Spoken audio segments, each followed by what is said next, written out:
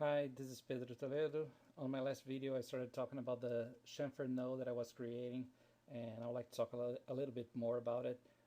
I've been working more on it and making a lot of changes, and actually revamped the whole way that I was generating the normals. Uh, One of the things that I didn't like about the version that I had before was that it depended on the UV layout to define the borders of to define the lines where the chamfer will be applied, the edges where the chamfer will be applied, and that worked for that example. But in something like this, if I'm building a grenade and I want all these edges to be chamfered, if I had a separate UV island for each of these faces, that's definitely not ideal. Definitely a situation that you want to avoid, not just because the UV map will be kind of crazy with all those separate polygons, but also because you'll be doubling the number of absolute verts, and that's definitely unnecessary. Uh, so what I have here, the only thing that let me just show you what I mean. So the UV map now can be the type of UV map that you would usually have for something like this, something that makes sense for this geometry. So before, I would need to have every single one of these polygons in a separate space of the UV map. So now I don't need that anymore. Let me remove this guy. The only thing that I need to worry about is exporting a bake mesh. I need to export a mesh that I'll be baking these normals from. And that's, I'm still only building one model. So what I have that I need to export is a version like this with all the separate smoothing groups, and a version like this with a unified smoothing group. So all the verts here have the same smoothing group. So I'm not doubling the verts count because I'm using different normals all the time. So this is the mesh that I'll be exporting to the game. So this is my final model, but I'm also exporting a version where I have all the smoothing groups separate like this. And to facilitate my baking, I'm exporting it like this. So I'm just exploding the mesh. And you may have noticed that I did not move these two guys separately. So I didn't move them apart. And the reason for that is that I want to actually chamfer this line. So I want to fake some welding here. So if I look at this at the topology, I can see that I don't have the same density on these two meshes. I didn't want to create more edges just to weld these two together, but I want my final normal map to look like this is one single surface. So I want this line here to be chamfered. So I'm keeping them together like that. I'm exporting a version like this. So export selected, and I'm exporting it as bake hard crease, just so I know this is my hard crease mesh. Yes, I want to replace it. I'm exporting a version like this, so a version that is also exploded, but with a unified smoothing group. Export selected, bake smooth. Yes. And finally, I'm exporting a version like this, and this is my render mesh. So export selected, render. Yep. All right. So now in Substance, when I come back in Substance, I have already imported them. So this is my render mesh, the one that I'm seeing, and I'll be baking normals from this guy to this guy. So I'm going to right click this guy here, bake model information, and then I have here my normal map and my SVG. These are the two maps that I want to bake. And what I need to do is here, when I have my normal map selected, I need to locate the mesh that I'll be baking my normal maps from, and in this case is the hard grease mesh. So I'm using the highest resolution that I can use, just because I want more quality on this bake and more precision. I need to worry about the edges, and this is a very thin element, so the higher the resolution, the better the results will be. And I'm also, the same way that I was doing before, I'm embedding my SVG map. So my SVG map is embedded. The normal map doesn't need to be. So I just OK and wait a little bit to get the bakes. So my SVG is already here. And anytime now.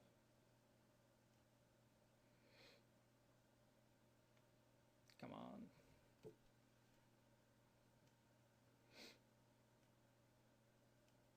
All right, so here's my normal map, and here is my SVG map. Just like before, I'm going to select my SVG and make it grayscale, select all the elements and make them white. This way I have my mask done already. So if I just apply this normal map to my mesh, I can see that just baking the flat normals from the hard crease mesh already gives a pretty good result. It's actually better than just seeing the mesh with separate smoothing groups. And one thing that you would notice when you double click the normal map and we come here is that this part here is the bake from the normal maps of this cylinder, from the normals of this cylinder here down to this top element. So I have this shape rendered on my normal map just because of the size of the cage. So when I'm baking normal maps, this face here will read a little bit, will read a thin section of the cylinder, so I know exactly where the cylinder is on top of this top face here. And if I come here, this UV here is the cylinder. I also have the line where this plane is. So what that means is that the cylinder knows where it intercepts the plane, and the plane knows where the cylinder is. So if I can use this information to create the chamfer, I can get that result, the result that I want. So I have the node here. I'm just going to drag it, and I'm going to feed the normal map to the normal map part of the node, my SVG to the UV part of the node, and when I apply this, we get the chamfer. So as I mentioned, I'm now able to get a chamfer between these two planes, and another improvement that happened here is that now the corners are better than before. You can see that there is actually a shape here. Before I was losing that completely. It just looked weird. Another thing that was happening before was that the math that was happening there worked well for 90-degree angles. So things like this would look good. So from this plane to this plane, because this is a 90-degree angle. But when you had angles that were not 90 degrees, such as the ones that are happening here, the results wouldn't be too good. And now it doesn't matter the angle that you have more consistent creases, more consistent chamfers. So here, for instance, this is very far from 90 degrees from here to here, but the result is pretty good. As before, we have control over the thickness of the chamfer.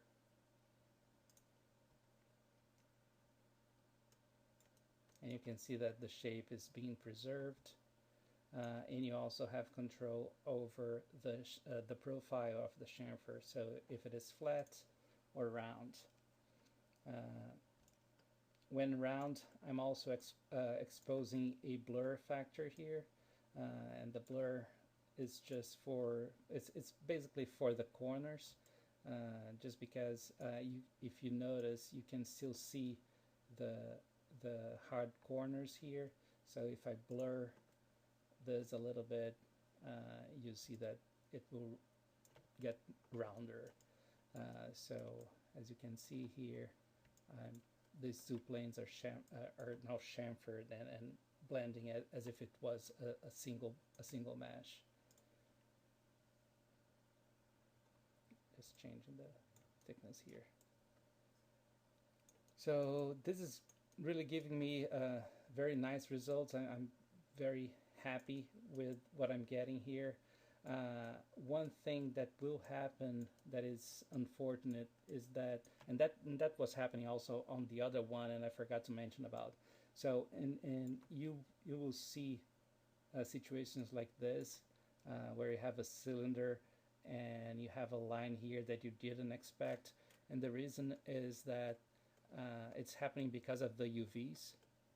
So the line of the UV is creating that.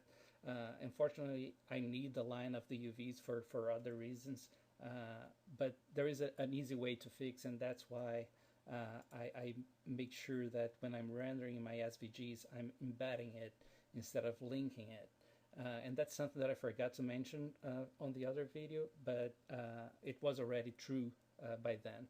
So what I do here is that I select the mesh that is creating this issue, and I just come here to the SVG and I just move these verts out a little bit, and you see that this will already get better. And then I go to the other side and do the same thing.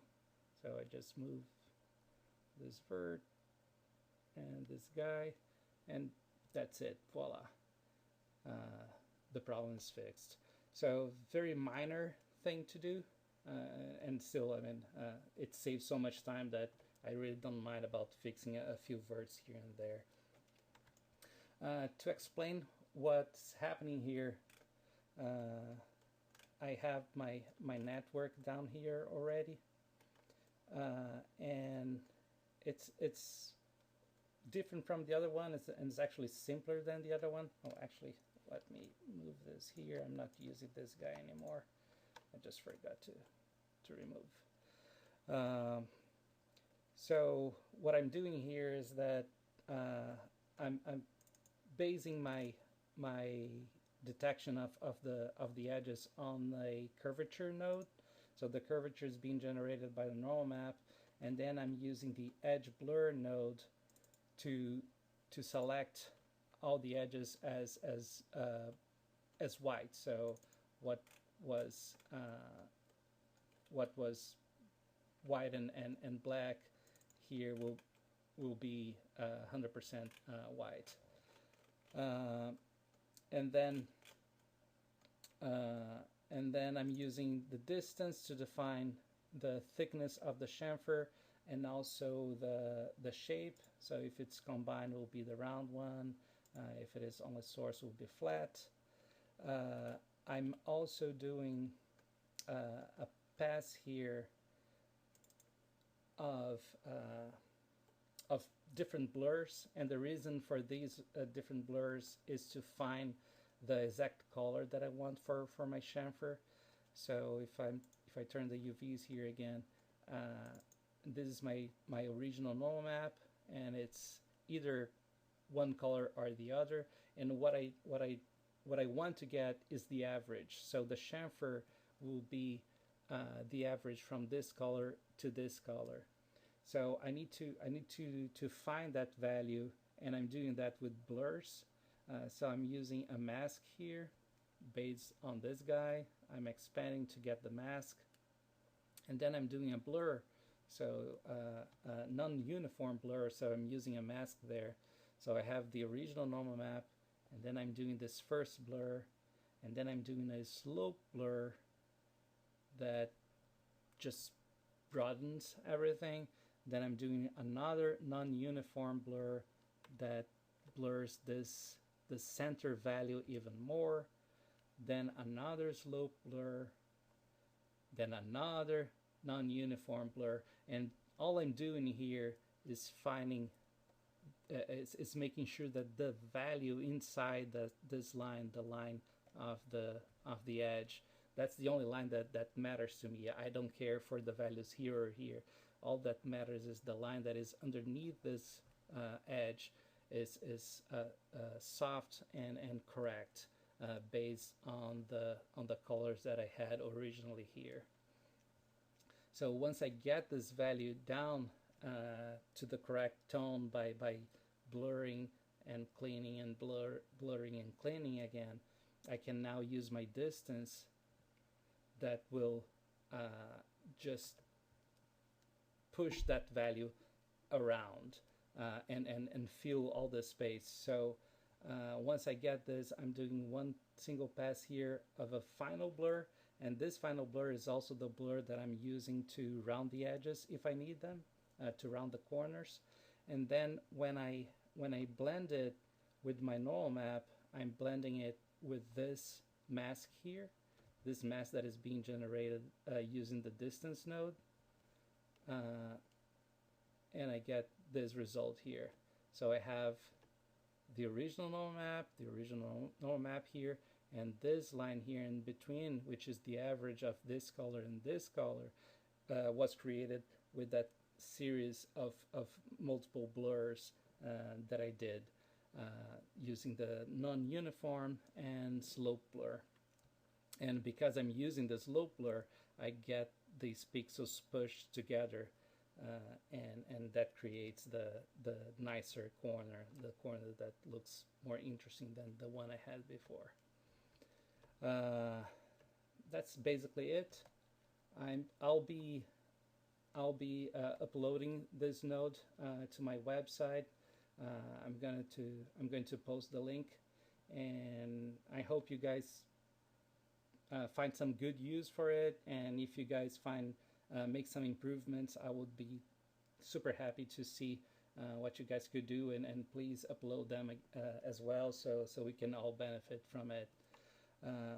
All right, I think that's it. Thank you very much. Bye bye.